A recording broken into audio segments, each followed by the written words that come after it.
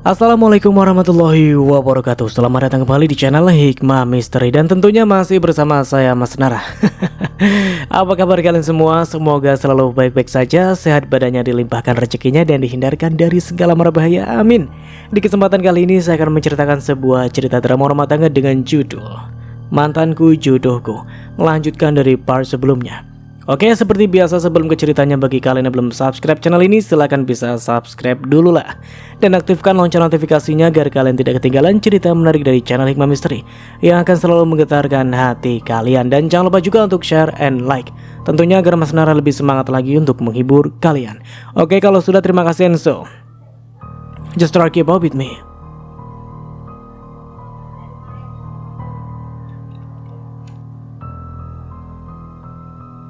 Baru kali ini aku lihat bidadari jalan kaki. Celetuk Amin yang ternyata sudah menyadari kehadiranku. Aku terbahak mendengar gombalan recehnya. Dasar bujang lapuk. Kenapa ketawa? Emangnya ada yang lucu? Tanyanya sambil mengelap motornya. Hidup kamu yang lucu, Min. Jawabku terkekeh. Sialan. Tumben jogging. Mana suamimu lu? Aku tersenyum tipis mendengar kata suami. Suami kerjalah. Aku bosan di rumah. Daripada dengar emak minta cucu mulu, mending jogging. Jawabku asal kali ini gantian Amin terbahak. Ya wajar, Ravan. Namanya juga orang tua. Pasti rindu tangisan bayi. Dia pengen gendong cucu. Lu gak peka banget jadi anak. Emang lu mau malu sampai stres? Nanti ada boneka ditimang-timang, ada orang bawa anak, dibawa ambil, dibawa kabur. Lu mau kayak gitu? Ujarnya sambil terus mengelap motor bebeknya. Apaan sih? Ngarang banget. Kamu sendiri kapan nikah? Keburu tua loh.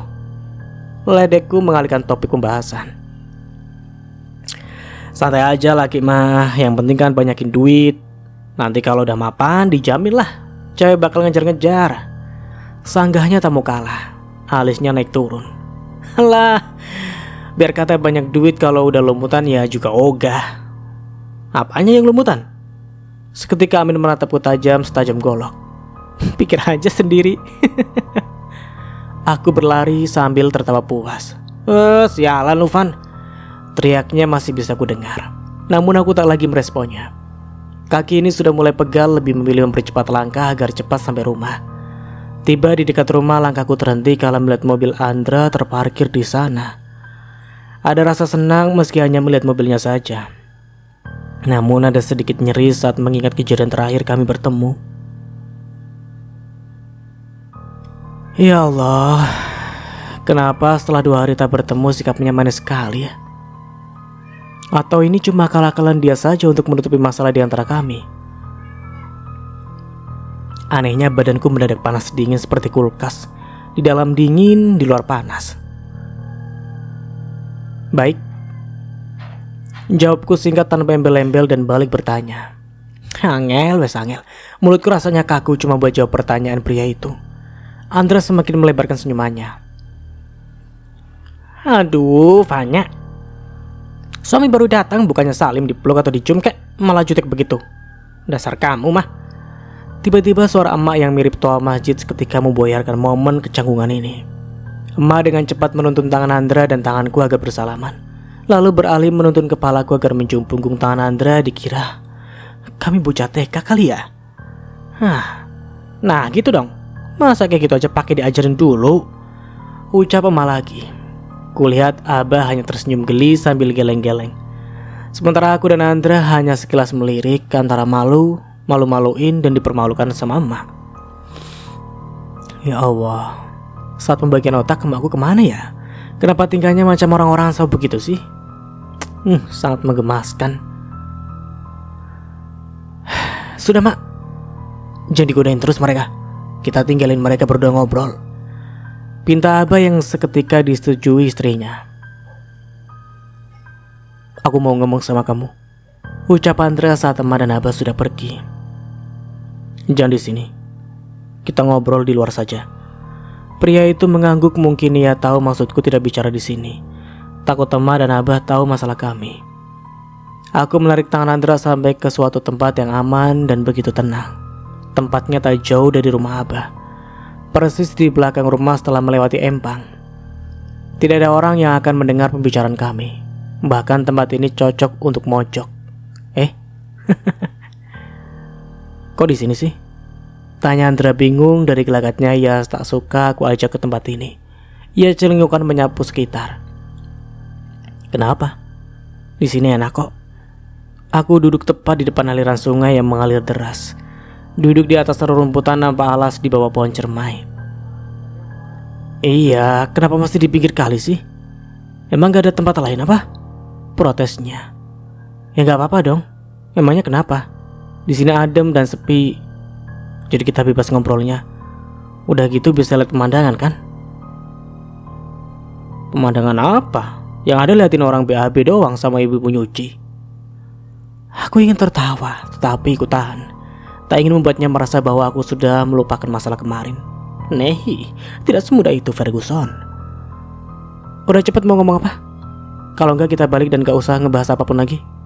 Gertaku berusaha berdiri. Ya. Jawabnya terpaksa lantas duduk ragu di sampingku. Semilir angin dan gemericik air sungai menjadi pengantar pembahasan serius kami. Andra menatapku sementara fokusku melihat pemandangan di depan.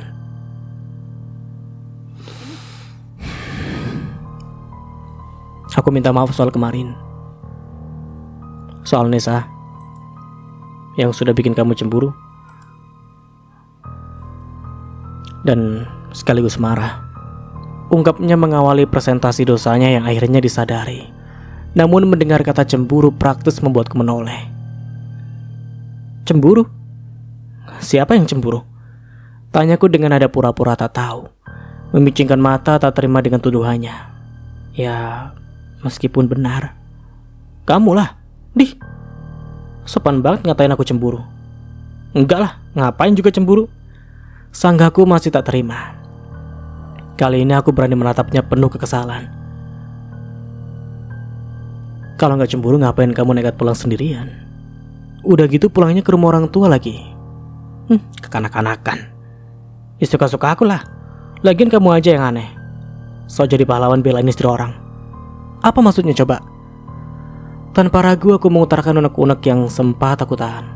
Unek-unek yang berhasil membuat kepalaku pusing setiap mengingat itu. Itu yang mau aku jelasin. Makanya jangan suka menyimpulkan sesuatu hanya dengan penglihatan. Karena apa yang kamu lihat gak selamanya itu yang terjadi. Balasnya santai, aku hanya melengos merasa muak dengan pembelaannya. Yang salah siapa, yang disalahin siapa. Jadi sebenarnya Nesa itu temanku sewaktu SMP. Dia sangat baik. Paparnya ada rasa membara setelah mendengar kata terakhirnya. Bahkan bertemu dengan Nesa jauh lebih dulu ketimbang denganku. Kamu tahu kan bagaimana terpuruknya aku saat orang tuaku bercerai.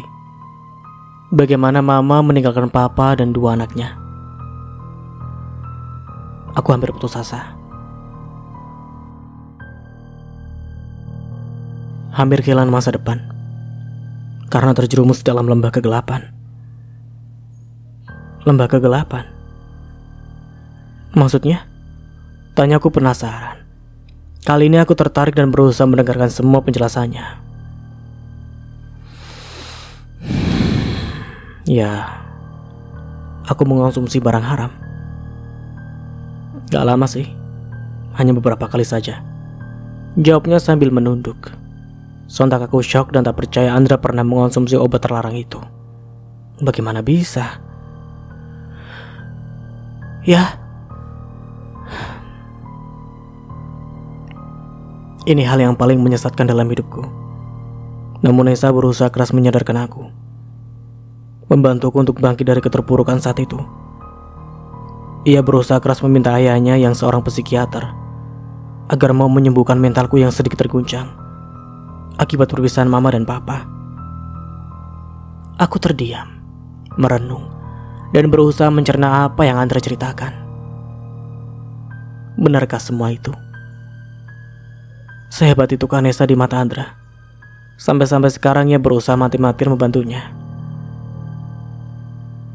Itu sebabnya kamu berutang budi pada Nesa? Tanyaku tanpa ragu. mencari jawaban di dalam matanya. Andra mengangguk. Ia menjelaskan bagaimana Nesa terus disiksa dan mengalami KDRT oleh suaminya. Untuk itu, Andra begitu mengkhawatirkannya dan berusaha memperjuangkan kebebasan wanita itu. Kalau kamu gak percaya, aku bisa bawa Nesa ke kamu. Kamu bisa tanya langsung dengannya.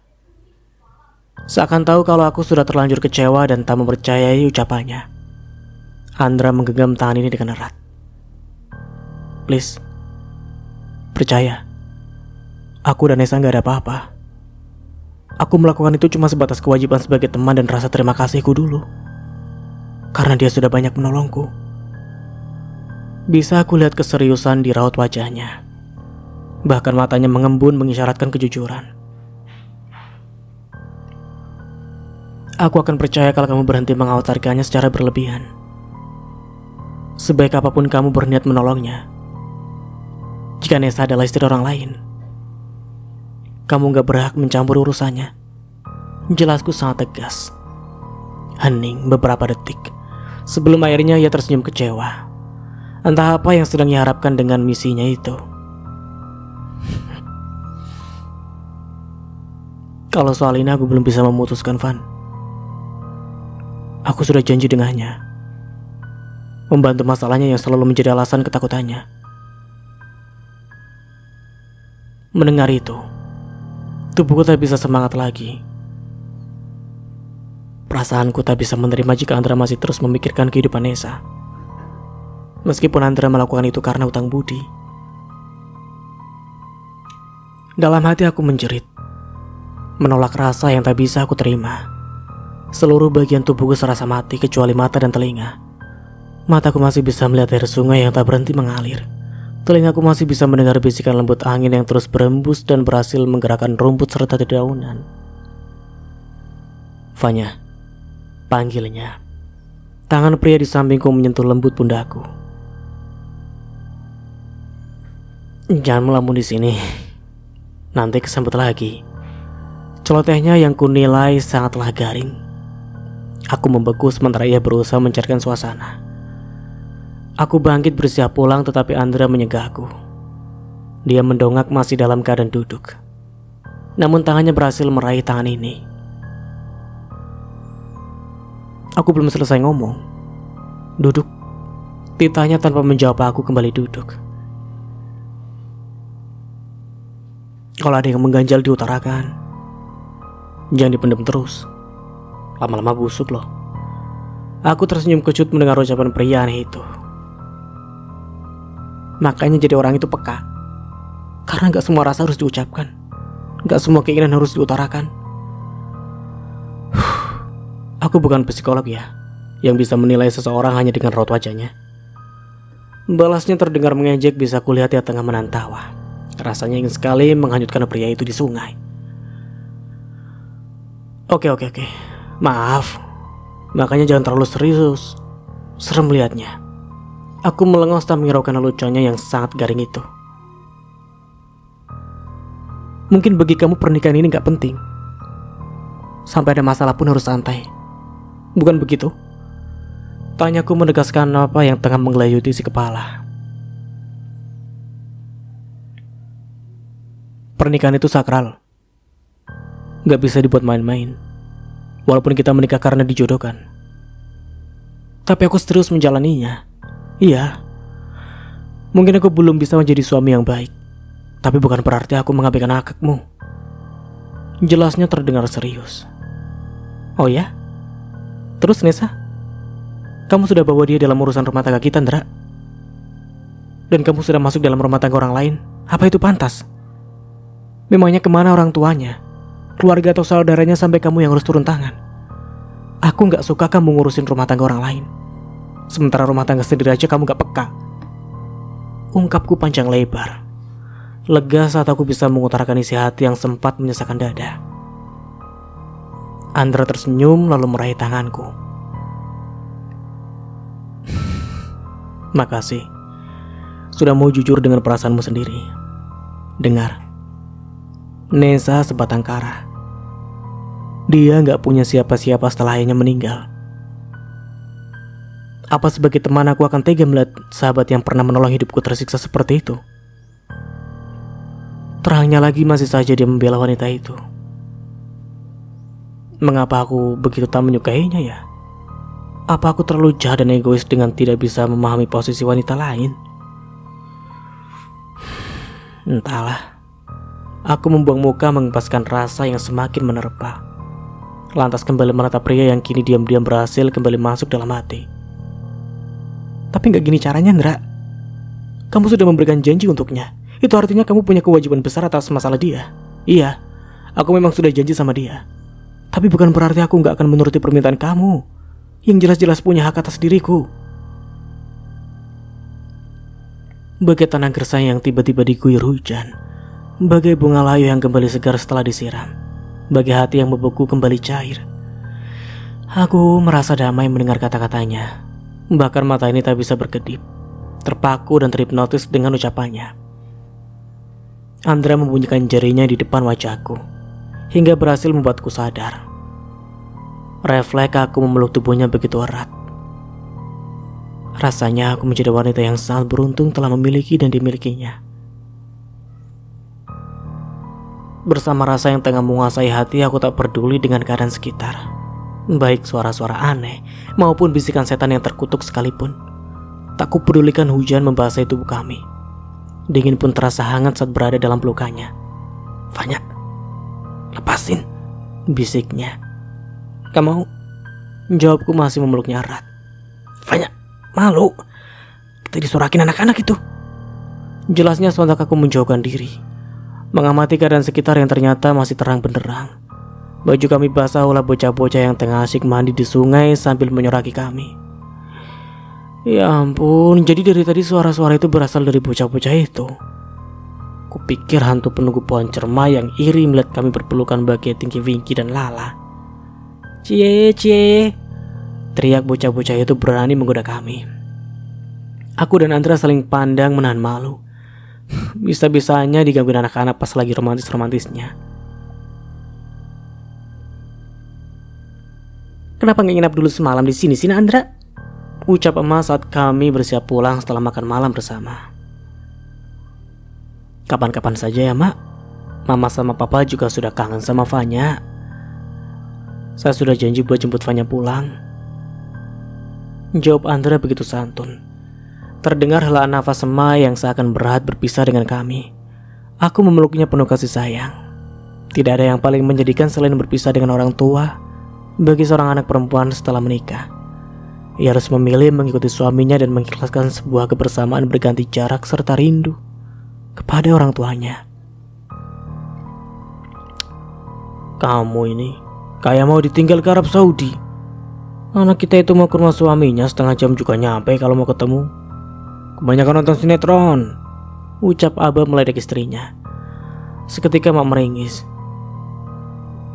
Ya sudah, pokoknya sering-sering main kesini. Ingat pesan Mak. Cucu selusin. Saut Abah memotong ucapan emak. Sontak kami tertawa riang. Entah apa yang akan terjadi jika anakku benar-benar sekodi dan selusin. Apa kami akan tinggal membangun kecamatan sendiri? Ya tunggu sajalah tanggal mainnya. Segelap apapun keadaan di suasana malam, pasti ada sebuah bintang yang menerangi di dalamnya. Meski tak seterang cahaya bulan, hargai semua apa yang kau miliki. Tapi jangan kau biarkan sebuah hal yang tak berarti menjadikan dirimu kehilangan sesuatu yang berarti. Van.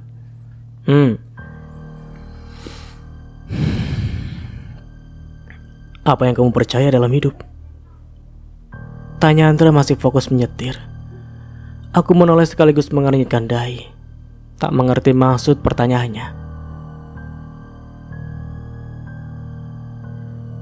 Apa yang kamu percaya dalam hidup? Kamu apa? Aduh. Ditanya malah balik tanya. Jawab dulu. Ya aku gak tahu maksudmu. Kasih contoh dulu lah. Susah banget ngomong sama pantat ayam.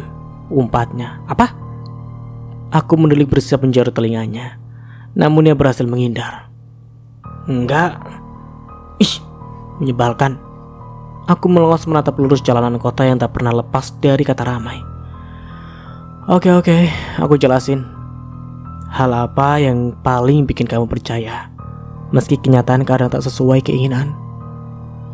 Sejenak aku berpikir mencerna kata demi kata yang Andra ucapkan. Cinta. Jawabku mantap. Alasannya? Ya, karena cinta tak pernah menentukan dengan siapa kita akan berjodoh. Aku percaya cinta karena ia akan mempertemukanku dengan seseorang yang benar-benar pantas untukku. Seketika laki-laki yang mengenakan kaos panjang berwarna biru itu tertawa. Apanya yang lucu sih? Tanyaku kesal. Dasar bucin, apa untungnya cinta kalau kamu hidup tanpa Tuhan? Jadi kamu lebih percaya sama cinta ketimbang Tuhanmu? Balasnya terdengar mengejek. Tapi ya ucapannya itu sangat benar. Kenapa aku bisa terjebak sih? Pantas si kera menertawakan diriku seketika aku meringis. Hidup itu berjalan, memerlukan waktu dan kisah, memberikan pelajaran dari setiap kejadian. Semua bergerak dan berputar karena Allah. Setiap yang bertemu akan berpisah, setiap yang akan datang akan pergi, dan setiap yang bernyawa akan mati. Apa kamu gak berpikir sampai sejauh itu? Nyes. Entah kenapa hati ini terasa damai mendengar kata-katanya. Aku seperti menemukan sosok Abah dalam diri suamiku. Seperti kita yang pernah bertemu dan berpisah, tetapi bisa kembali bertemu. Namun tak menutup kemungkinan kita akan terus bersama. Suatu saat pasti akan berpisah. Entah karena sesuatu hal, atau karena maut, bukan? Ungkapnya lagi. Seketika hatiku bergetar hebat mendengar kata perpisahan yang dilontarkannya. Aku bergeming merenungi maksud dari ucapan Andra. Hingga tak sadar mobil Andra berhenti tepat saat sebuah mobil menghadang kami. Dua orang laki-laki berbadan besar keluar dan menyuruh Andra untuk turun. Aku meminta Andra agar tidak meladeni mereka. Namun pria itu tak menurut. Ia lebih memilih turun dan menghadapi mereka yang sama-sama mengenakan penutup wajah. Dalam mobil aku ketakutan melihat mereka mengeroyok Andra begitu membabi buta. Dengan sisa keberanian, aku turun dan berteriak, berharap ada orang yang menolong suamiku. Tolong! Tolong suamiku, tolong! Teriakku ketakutan. Siapa mereka? Kenapa tiba-tiba menyerang kami? Di tengah tubuhnya yang melemah, Andra berusaha melawan mereka, hingga tak terelakkan salah satu dari mereka menusuk bagian perut Andra. Mampus lo, ucap salah satu dari mereka.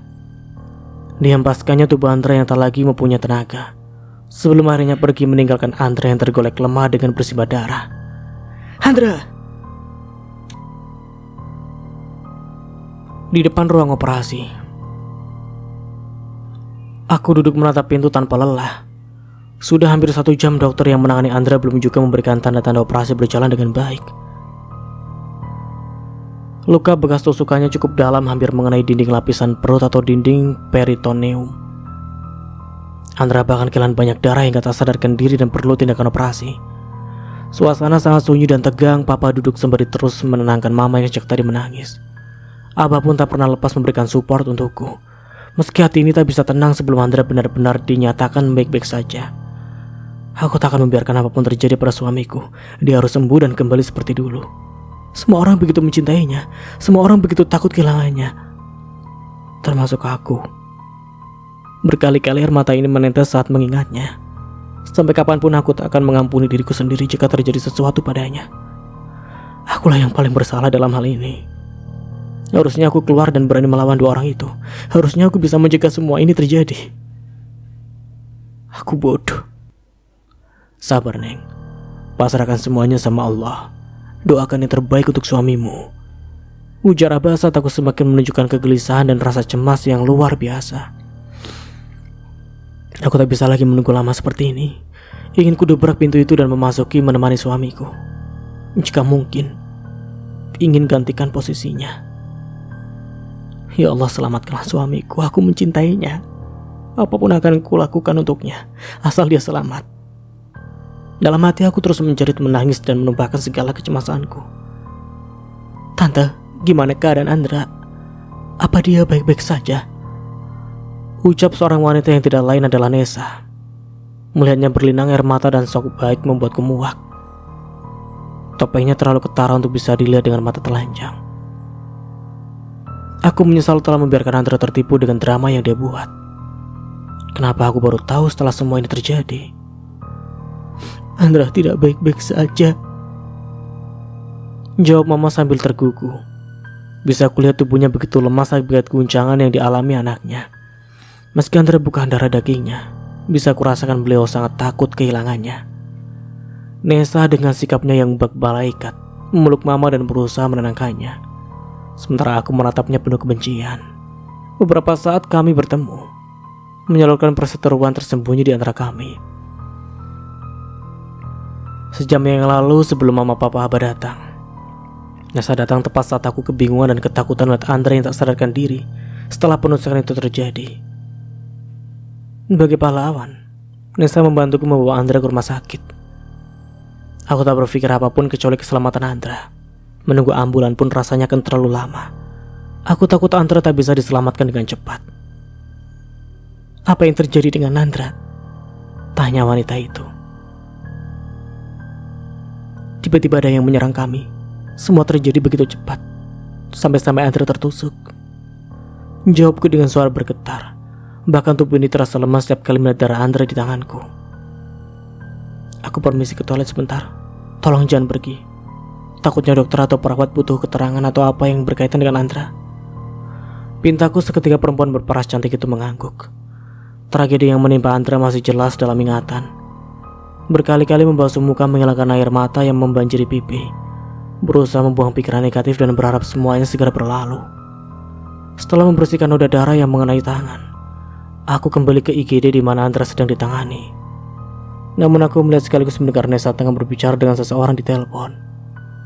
Gelagatnya seperti sedang menyembunyikan sesuatu. Ia takut pembicaranya didengar orang lain. Dengan cepat aku mundur dan berdiri di balik dinding yang posisinya tidak jauh dari wanita itu. Sekarang kalian di mana? Tanyanya. Oke. Aku ke depan sekarang. Perempuan itu menutup panggilan teleponnya dan pergi dari sana dengan tergesa-gesa. Entah kenapa aku merasa Nesa sedang ada yang disembunyikannya. Hingga aku begitu penasaran dan segera mengikuti wanita itu. Kulihat Nesa pergi ke arah parkiran paling ujung. Ia menemui dua orang laki-laki berdiri di antara mobil-mobil. Pikiran ini tiba-tiba liar melihat tiga orang itu. Mereka seperti tengah melakukan transaksi. Nesa memberikan amplop berwarna coklat pada dua orang itu. Seketika rasa penasaranku semakin bertambah. Pelan aku mendekati mereka hingga jarak kami tak terlalu jauh. Dadaku kian bergemuruh melihat dua laki-laki itu. Dari perawakan dan baju yang mereka kenakan, sama persis dengan orang yang sudah menyerang Andra tadi. Ya, aku sangat yakin. Lalu, Nesa? Nah gini dong, gak suka kalau bayarannya sesuai, ucap salah satu pria itu. Gak masalah, sekarang kalian pergi dan jangan sampai ketahuan. Apalagi sebut-sebut nama gue lagi, jawab Nesa sedikit mengancam. Seketika pria itu pergi meninggalkan Nesa. Aku mematung berusaha menyadarkan diri bahwa semua ini bukanlah mimpi. Antara syok dan tak percaya jika apa yang tengah menari-nari di otakku itu nyata. Nesa dalang dari penyerangan Andra. Kenapa? Nesa. Wanita itu seketika menoleh saat akan melangkah. Wajahnya tampak kaget melihatku di sini. Kamu ngapain di sini? Tanyanya sedikit gugup. Harusnya aku yang nanya. Ngapain kamu di sini ketemu dua orang laki-laki? Tanpa basa-basi aku menginterogasi wanita yang sudah mencelakai Andra. Wajahnya semakin jelas gugup. Tadi itu orang suruhan suami aku, jawabnya seraya melempar senyum yang ku yakin senyuman terpaksa untuk menutupi kegelisahan. Oh ya? Padahal aku sudah dengar dan lihat sendiri kalau kamu ngasih uang ke mereka. Dan aku sangat yakin kalau mereka itu yang tadi menyerang Andra. Membalasku penuh penekanan. Namun wanita itu menampakkan kelicikannya, tersenyum manis seperti tidak melakukan kesalahan. Kamu gak usah nuduh aku macam-macam ya. Mau kamu aku laporkan ke polisi atas dasar pencemaran nama baik? Ancamnya begitu memuakan. Kamu pikir aku takut? Harusnya kamu yang aku laporin ke polisi. Aku bisa saja bilang ke papanya Andra kok. Pasti papa gak akan tinggal diam. Aku berusaha pergi setelah berhasil mengancamnya balik. Namun dengan cepat Nesa menjabak rambutku. Dengar ya, kalau kamu macam-macam, saya gak akan tinggal diam. Akan saya habisi keluarga hartawan. Bahkan saya gak akan segan-segan bikin Andra mati. Ucapnya terdengar mengerikan. Tak kusangka Nesa wanita yang hijau dan kejam. Apa selama ini Andra tidak tahu? Satu lagi, saya paling gak suka diabaikan. Andra hanya milik saya. Saya tegaskan sama kamu, menjauhlah darinya, atau saya akan buat Andra dan keluarganya celaka. Bagai dihantam badai, seketika diriku lemas dan tak berdaya. Entah apa yang membuat wanita itu begitu keji. Padahal Andra begitu mengkhawatirkan keadaannya. Wanita sakit itu melepas rambutku dengan kasar dari genggamannya, lalu pergi tanpa mendengar jawabanku. Aku baru akan mengejar Nesa, tetapi ponselku berdering. Halo, Pak. Kamu di mana, Nak? Papa sama Mama sudah sampai di IGD. Kok kamu gak ada? Oh baik, Pak. Fanya segera ke sana ya. Aku menutup ponsel dan segera kembali ke IGD. Entah apa yang akan terjadi setelah ini. Apa ancaman Nesa tak main-main? Lampu di atas pintu ruang operasi sudah mati, menandakan operasinya sudah selesai. Kami semua berdiri menunggu dokter keluar.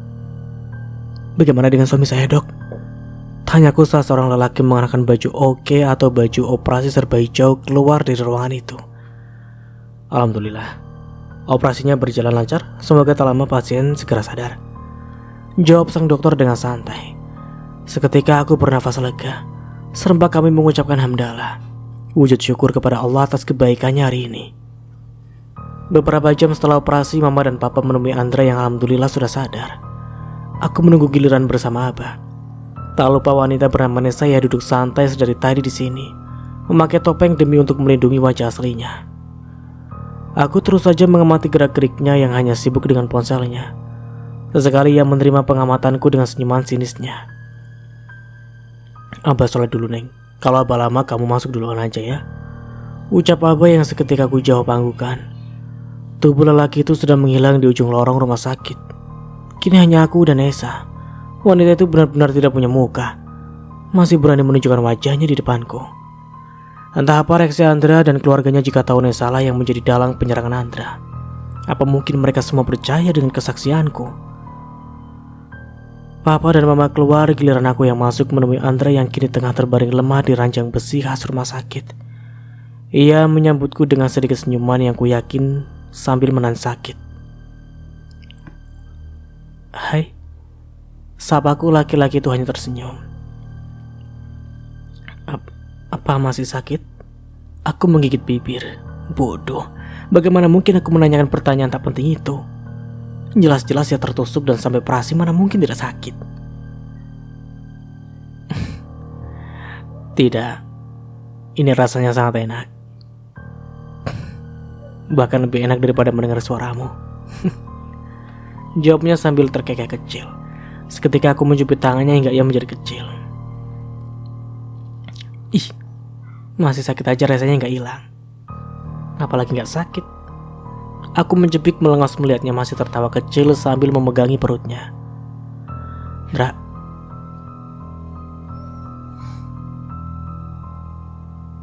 aku boleh bicara serius nggak? Tanyaku yang seketika mendapat tanggukan darinya. Beberapa detik aku terdiam, bingung harus memulai dari mana. Aku hanya takut Andra tak percaya jika aku mengatakan hal buruk tentang Nesa. Bagaimana jika Andra malah marah pada aku ya? Hei, mau nanya apa? Malah diem. Aku tersentak saat tangan Andra menyentuh lenganku. Andra, sebenarnya yang nyerang kamu itu suruhannya Nesa. Ungkapku hati-hati. Ada rasa sesal mengatakan ini, bukan karena takut. Hanya saja aku tak punya bukti kuat untuk menuduh Nesa, meski diriku mendengar dan melihatnya dengan mata dan telinga sendiri.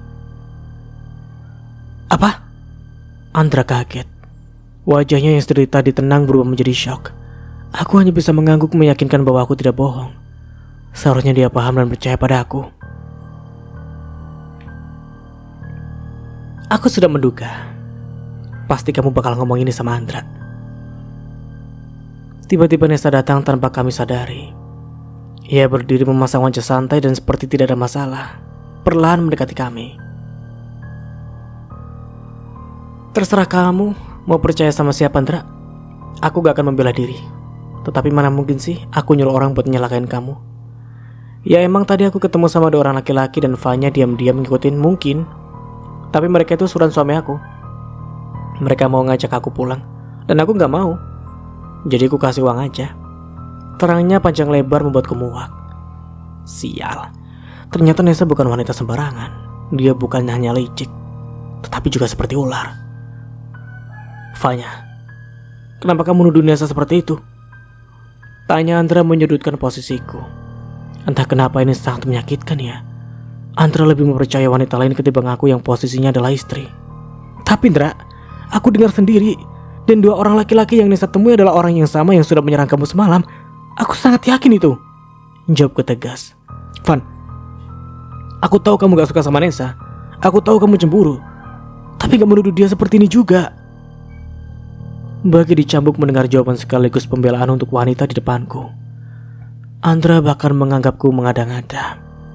Sebesar apa tanggung jawabnya kepada sahabatnya itu. Sekelas mataku bertemu dengan mata wanita itu. Ekspresi wajahnya seperti mengejek, mengisyaratkan kemenangan atas alibi yang baru saja dilontarkan. Bahkan ia mendapat pembelaan langsung dari Andra. Oke, aku minta maaf. Ucapku terpaksa lalu pergi meninggalkan mereka. Rasanya berada di ruangan bersama wanita itu sangatlah memancing emosi. Aku keluar dari ruangan Andra dan berpapasan dengan Abah. Kita pulang saja, Bah. Pintaku sembari menggandeng Abah agar keluar dan pergi dari sini. Kebetulan Mama dan Papa tidak ada di sana. Mungkin mereka cari makan. Aku jadi tak perlu susah payah menjelaskan yang telah terjadi antara aku, Andra, dan Nesa. Biarkan mereka saja yang menjelaskan. Aku dan Abah pulang. Sepanjang perjalanan lelaki itu terus bertanya, namun aku enggan menjelaskan. Hatiku terasa panas dan kembali kesal pada suamiku. Dan itu gara-gara Nesa. Lagi-lagi ia lebih membela wanita itu ketimbang aku. Aku bersumpah tidak akan mengampuni Nesa jika sudah menemukan bukti kuat kalau memang dia itu sangat licik. Ya, aku akan membuat Andra percaya bahwa orang yang dianggap sebagai sahabat bak malaikat itu tak ubahnya ular berkepala domba. Nanti aja Vanya ceritanya ya, Bah. Hanya itu yang bisa aku ucapkan pada lelaki yang tengah menyetir mobil kesayangannya. Abah hanya mengangguk paham. Selama ini hanya beliau sosok yang selalu pas dan peka menghadapi putri sulungnya ini. Tak pernah memaksakan kehendakku agar selalu menuruti kemauannya. Beliau selalu punya cara membuatku menurut, tanpa memberikan perintah. Iya, hanya Abahlah sosok ayah sekaligus teman terbaikku. Kutu, di mana kamu? Suami sakit bukannya ditemani malah ditinggal. Kutu, kenapa gak balas chatku? Kutu rambut, kutu air, kutu beras, kutu kapret. Rentetan chat Andra yang sama sekali tidak kubalas. Nah sekali. Suami macam apa dia? Berani-beraninya ngatain istri segala kutu disebut. Shih. Aku menyimpan ponsel di bawah bantal demi agar tak tergiur dengan bujuk rayu si kera itu. Jika memang sahabatnya itu yang terpenting, kenapa masih membutuhkan diriku? Ponselku berdering kala aku berusaha menutup mata. Semakin aku mengabaikannya, rasa kasihan terus saja membayangi. Andra memang lebih mempercayai Nesa karena ia terlalu percaya. Dan aku tak punya bukti apapun untuk menuduh Nesa. Kenapa aku harus marah padanya ya? Bukannya seharusnya aku membuktikan. Halo? Jawabku ketus saat akhirnya aku menyerah dengan usahanya. Akhirnya dia juga. Kamu di mana? Di mana aja, yang penting bukan di hati kamu. Belasku kesal. Idih, siapa juga yang ngarep kamu ada di hatiku? Terdengar suara terkekehnya yang begitu mengejek. Aku mendengus sebal. Terus ngapain mesti peduli sama aku? Udah deh, gak usah kayak anak kecil. Suami lagi sakit bukannya ditemani malah diajak berantem. Mau ajakin jual cilok gak cocok sama tampang sih? Balasku asal. Bisa ku dengar suara tawanya yang lepas hingga membuat bibir ini tersenyum bahagia. Ternyata bahagia itu sederhana. Apa yang membuatmu tersenyum bukan melulu tentang bagaimana dia memperlakukanmu dengan baik, namun hanya mendengar orang yang kita sayangi tertawa saja sudah lebih dari cukup. Sejak Andra menelpon dan berusaha mendamaikan rasaku yang terlanjur kacau gara-gara Nesa, aku semakin yakin bahwa Andra bukan membelanya. Ia hanya tak mau menuduh tanpa melihat bukti atau melihat semuanya sendiri. Baiklah, aku harus sabar. Ini hanya tentang waktu. Sepandai-pandainya tupai melompat pasti akan terjatuh juga. Biar saja kejahatan terkuak dengan sendirinya. Yang terpenting suamiku itu tak berpihak 100% pada wanita licik itu. Aku yakin cepat atau lambat semuanya akan terungkap. Siapa Nesa dan bagaimana topeng aslinya. Meski begitu aku semakin takut kalau dia akan berbuat nekat lagi demi untuk mendapatkan apa yang dia mau. Namun ini bukan saatnya untuk memikirkan hal itu. Yang harus aku lakukan adalah mengawasi dan melindungi suamiku dari tipu muslihatnya. Mau kemana, Neng? Sepagi ini sudah rapi amat. Celutuk Abah tiba-tiba mewujudkan diriku yang tengah berdiri di depan cermin. Aku menoleh ke arah Abah yang sudah berdiri di tengah pintu sembari tersenyum. Hanya mau jengukin Andra lah, Bah. Mama sama Papa mau pulang dulu katanya. Jadi gantian aku yang jagain. Jawabku sambil mendekat ke arah Abah. Memang seharusnya begitu kan ya? Ya sudah, temui dan rawat suamimu. Jangan berantem-beranteman terus, gak baik. Apa-apa itu harus dibicarakan. Jangan main kabur-kaburan kayak anak kucing. Balas Abah yang seketika membuatku tertawa. Mana anak kucing? Tanya Ma ikut serta menimpali obrolan kami. Anaknya udah pergi. Emaknya kucing nongol. Seketika emak mencita kepalaku penuh nafsu. Disusul tawarannya kamu yang tak lekang oleh waktu. Ya elah, kayak judul lagu jadinya. Turun dari taksi dengan penuh semangat yang menggelora, aku mulai menyusuri lorong rumah sakit sambil membawa parsel buah yang sempat ku beli untuk Andra. Senyum mereka ini tak pernah berhenti menghiasi wajahku. Mungkin jika ada yang melihatku seperti ini sudah dikira orang sakit jiwa. Tepat saat aku akan belok menuju kamar Andra, sosok laki-laki cukup mengalihkan fokusku. Niat awal datang ke rumah sakit. Buru-buru aku mengikuti langkah pria itu yang sepertinya akan pergi ke arah kantin. Tebakanku terjawab saat pria yang sangat ku yakin adalah suami Nesa itu memang berada di sana. Ia memesan sesuatu dan duduk di kursi yang paling pojok, lantas mengambil ponsel dan fokus pada benda pipi tersebut. Sedang apa suami Nesa ada di sini ya? Apa dia menyusul istrinya? Tanpa ragu aku mendekatinya. Permisi, sapaku sontak yang menoleh dan terlihat kaget saat mata kami bertemu. Kamu kan? Iya, aku istrinya Andra. Andra itu teman istrimu Nesa, bukan begitu? Tanyaku dengan nada memberi jelas. Mau apa kamu ngikutin saya? Tanyanya terlihat panik. Aku tersenyum santai. Boleh kita ngobrol sebentar? Ada yang mau aku bicarakan? Pinta aku. Soal apa? Soal Nesa, istri kamu. Seketika ia mengangguk setelah terdiam beberapa saat. Perkenalkan, aku Fanya. Aku mengulurkan tangan padanya yang seketika disambut seraya menyebutkan namanya, Bagas. Kemudian kami duduk saling berhadapan. Kamu datang ke sini ada urusan apa? Maksudku, apa sedang mencari Nesa? Aku memulai percakapan di antara kami. Laki-laki berjambang itu menyesap kopi yang sudah dipesannya, lalu menghela nafas panjang.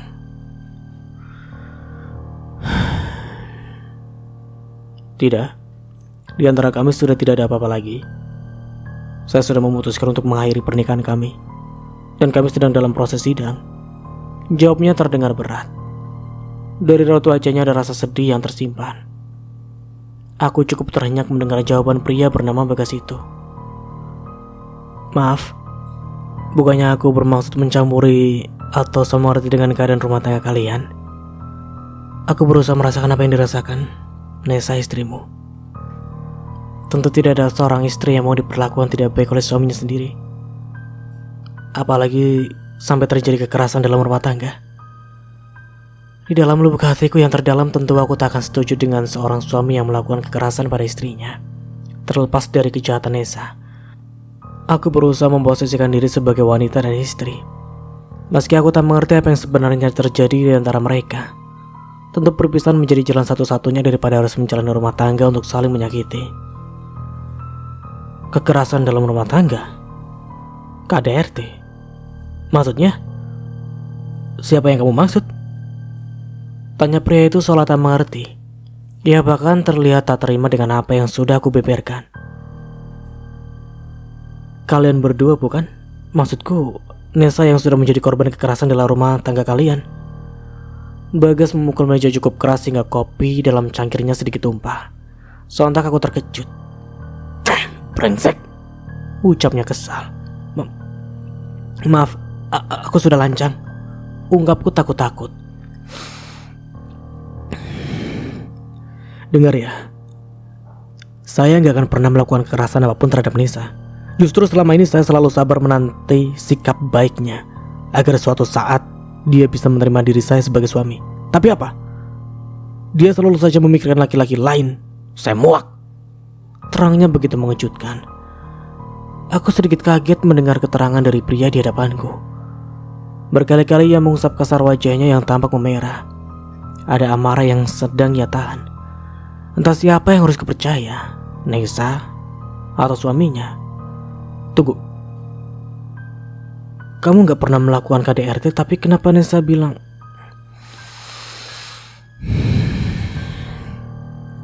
Dasar perempuan licik. Pasti dia bilang seperti itu karena dia ingin suamimu Andra simpati kepadanya. Jawabnya memotong ucapanku.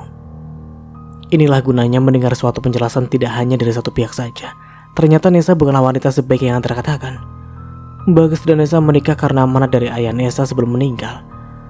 Karena Nesa tak punya siapapun lagi selain ayahnya, beliau menitipkan putri semata wayangnya pada Bagas, supir pribadinya. Bagas begitu sangat dipercaya karena sudah cukup lama bekerja dengan ayah Nesa. Itu sebabnya ayah Nesa ingin mereka menikah. Namun semua itu tak seindah yang dibayangkan dan diharapkan.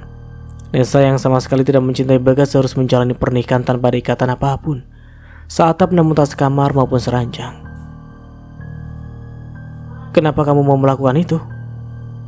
Bukankah pernikahan itu saling membutuhkan? Tanyaku penasaran. Obrolan kami semakin serius, aku jadi semakin ingin tahu lebih dalam lagi masalah yang sebenarnya. Apa yang bisa saya lakukan? Ini semua amanah dari Pak Dipio. Saya hanya berusaha menjalankannya. Beliau sudah sangat baik pada keluarga saya, terutama ibu. Selama sakitlah beliaulah yang selalu membiayai pengobatan ibu. Jawabnya sambil menunduk, menyembunyikan air mata yang hampir menetes. Bisa kurasakan kesedihan yang tengah pria itu alami. Semua yang terlihat belum tentu yang sebenarnya terjadi. Entah kenapa aku lebih mempercayai penjelasan Bagas ketimbang pengaduan Nesa. Lalu kenapa akhirnya sekarang kamu menyerah?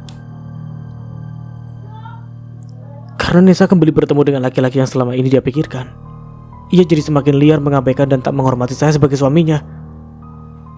Bagas kembali meraih cangkir berisi kopi latte yang tinggal separuh, lantas meneguknya sampai habis. Puncaknya kemarin saat aku harus menyeretnya pulang dengan paksa, karena aku sudah benar-benar marah dan ingin sekali memberinya pelajaran, sambungnya. Lalu ada urusan apa kamu ke Jakarta kalau bukan mencari Nesa? Bagi wartawan aku terus menanyainya tanpa sisa. Bagiku ini sangat bagus dijadikan bukti.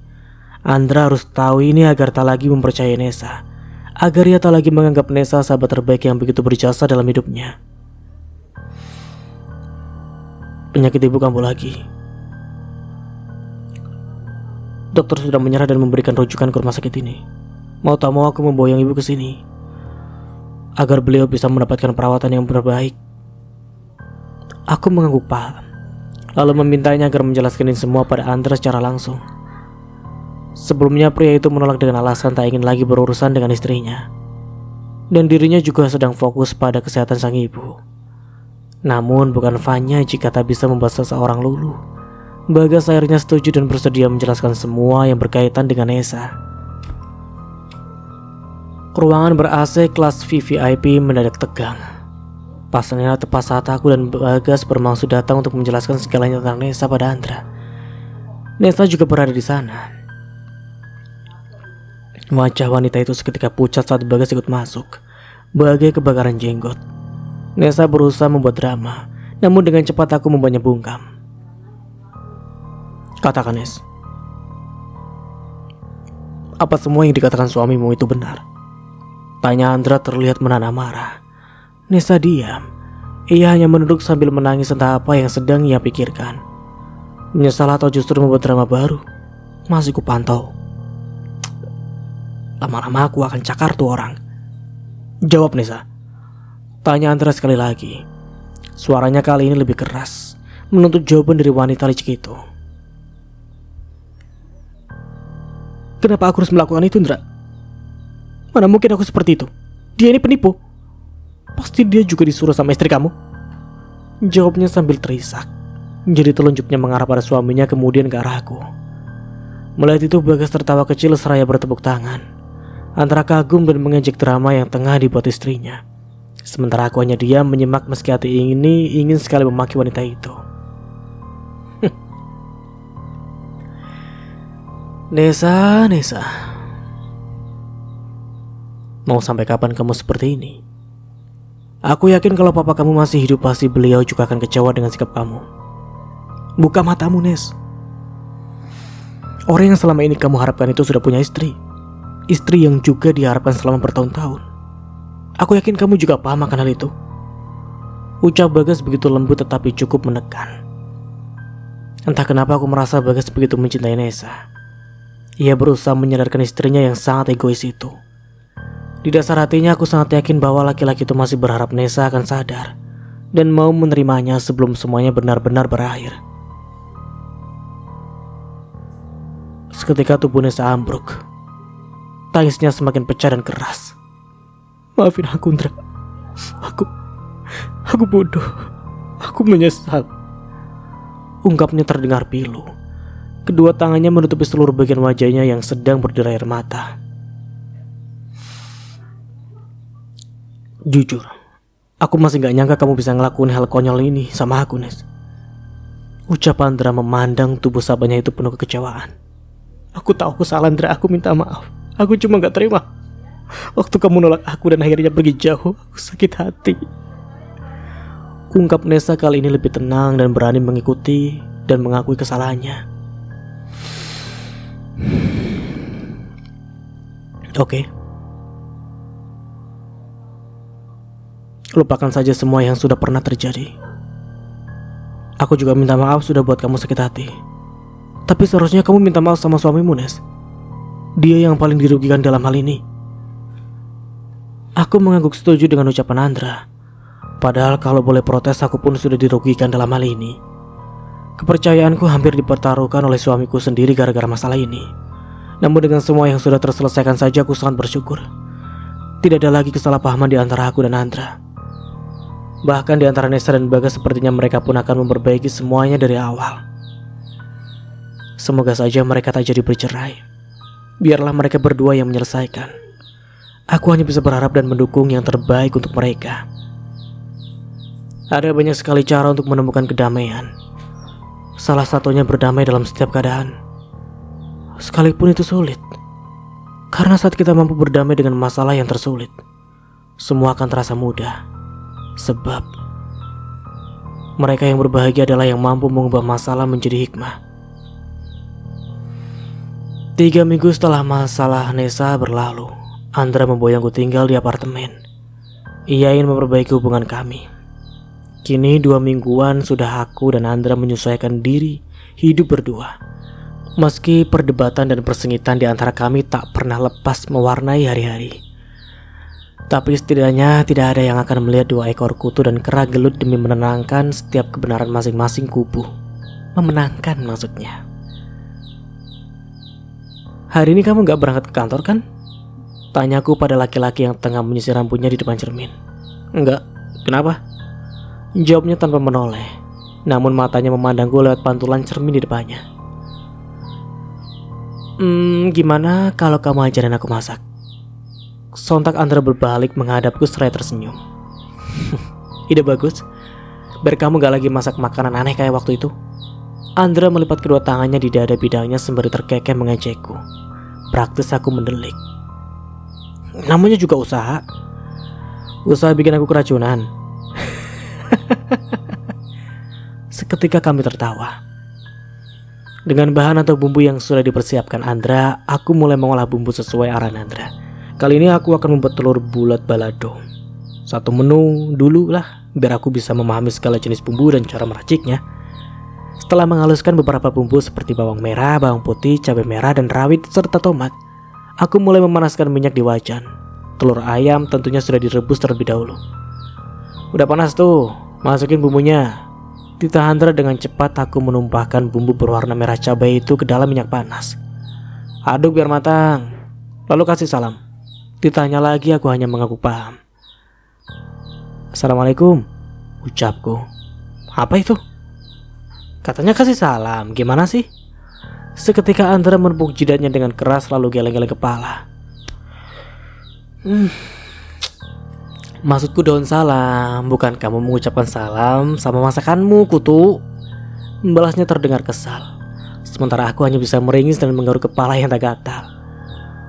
Ya elah, apanya yang salah coba? Kan aku berusaha melakukan apa yang diperintahkan. Kamu sendiri gak jelas kalau ngomong. Kenapa gak bilang daun salam? Bilangnya kasih salam saja kan? Begitu pedenya aku tak mau disalahkan. Udah gak usah kebanyakan protes. Ngomong sama kamu itu kayak ngomong sama anak TK. Mesti dijelasin secara detail gitu. Yang ada gurunya serangan jantung punya murid kayak kamu. Saking asiknya saling menyalahkan, masakan pun jadi gosong. Ya, alhasil belajar masak kali ini gagal. Kami terpaksa makan telur bulat pakai kecap. Kenapa gak dimakan? Tanyaku saat mendapati Andra hanya menatap sedih nasi putih bersama telur bulat itu di atas piringnya. Gak selera lah. Makan apaan begini? Ucapnya terdengar tak bersemangat. Bersyukur aja masih ada yang dimakan. Masih banyak yang gak bisa makan. Cepet habiskan, titaku. Iya. Dalam hati aku tertawa geli melihat Andra menurut. Ia berusaha memotong telur yang tak kunjung terpotong. Telur itu terus menggelinding setiap Andra akan memotongnya. Saking gemasnya aku menggeprek telur itu hingga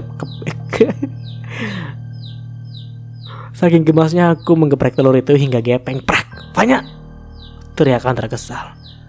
Habisnya kamu motong telur aja gak bisa. Aku gemas lah jadi ku geprek. Jadi gampang kan kamu motongnya? Balasku santai, bukannya mengucap terima kasih. Andra justru bangkit dan pergi ke kamar. Hei, mau kemana? Dimakan dulu, teriakku. Bodo amat ah. Bisa ku dengar teriakannya di dalam kamar. Aku hanya menggedikan bau, tak mengerti dengan sikap laki-laki itu. Dasar kera. Tak lama Andra keluar mengenakan jaket dengan memasang wajah tanpa ekspresi. Mau kemana? Aku menghaling Andra yang bersiap keluar. Mau cari makan. Itu telurnya mau diapain? Ya buat kamu aja lah. Lama-lama aku punya penyakit asam lambung gara-gara perutku sering di PHP-in istriku sendiri. Mendengar itu aku tergelak sampai mataku menangis. Saking tak bisa menahan kelucuan si kera. Astagfirullah. Sekate-kate banget suamiku ini. Gak ada basa-basinya sama istri. Untung cinta. Aku mematuk diri di depan cermin, membersihkan wajah dan menyisir rambut. Tak lupa menyemprotkan parfum segar beraroma soft floral supaya Andra betah menyosorku. Ya, tiba-tiba jantung tak karuan. Rasanya seperti baru pertama kali merasakan malam pertama. Sekuat hati melupakan rasa malu dan rasa takut. Ini saatnya menjadi wanita barbar di depan suami sendiri. Andra, panggilku dengan nada menggoda sambil melipir ke atas ranjang. Aku malu-malu mau. Hanya suara itu yang ku dengar. Sok jual mahal banget. Biasanya juga nyosor duluan. Baiklah, kali ini aku yang akan mulai duluan. Bukankah lebih besar pahalanya saat seorang istri meminta duluan? Emang iya sih. Mas Nara juga gak tahu. Mas Nara kan masih kecil. Oke, lanjut. Sebaik-baiknya istri, solihah ialah yang bisa menjadi wanita barbar saat dirancang untuk suaminya. Quotes by Fanya. Andra, aku sudah siap. Kataku malu-malu. Aku duduk membelakangi Andra. Rasanya pipi ini seperti ada kompornya. Panas. Aku juga sudah siap. Jawabnya aku tersenyum geli. Ingin rasanya juga dibalik 7 kali 7 malam. Mau mulai dari mana nih? Tanyaku lagi. Aduh, jantungku kenapa tambah dangdutan begini ya? Dari bawah aja. Sontak aku melotot kegirangan. Oh my god. Ternyata suamiku tuh sudah gak sabar. Nakal deh. Auto inget film-film barat yang hot-hot gitu. Dan sampai di sini dulu ceritanya. Nantikan kelanjutan ceritanya di part berikutnya. Dari saya mohon maaf bila ada salah kata atau dalam penyampaian cerita. Akhir kata, wassalamualaikum warahmatullahi wabarakatuh. Sampai jumpa di video berikutnya and see you. Bye bye.